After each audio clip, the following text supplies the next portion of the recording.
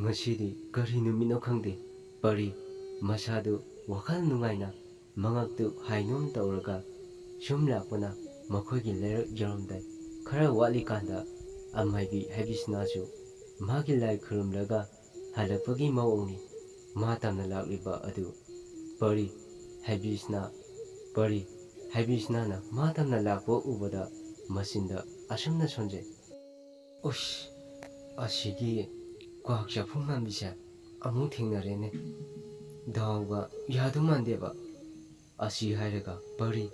habisna na lakliba lambi aduda adamak lakli habisnasu matamna sum lakpana pariga thingnarami parisu habisna na udabida sakhiba aduda pari harauna khongkap ani ahuma hek thangbuga habisna na kaurei pari habisna na korpa aduda machindu murum solaga habisna gi manakta changchili aduga ise kariwa habigidabano habisna pari ne ije haina ngasiju hairpa asida habisna khara sauna parida asumna airei is kainoda isi korkanu hairaga ming adum kaunasi pari habisna na ming kaunu hairpa aduda pari mamaidu sukdoaga machinda asumna sonje ming kaunu kaina masidi ekhoi imadagi hena hanbu hanunganine habisna pari na murum choliba waduda asumna hairei pari kaidawrage pari wadu lalat tauraga asumna hairei kainone kaisu nateda ise habisna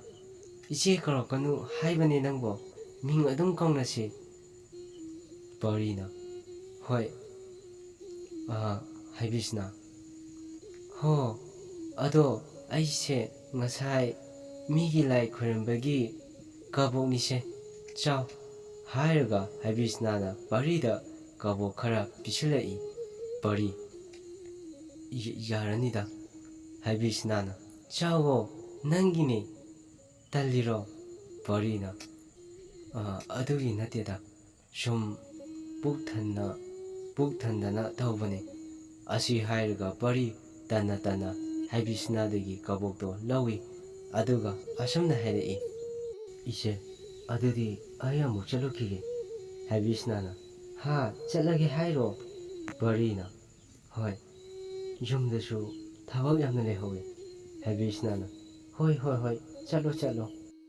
thabung ahum hariba mapan suba tangka asi matang aswaida lusinjai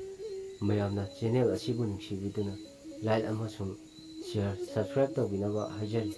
adudi mayam mathangi wari thagalakpada amu punna thengnaminarasi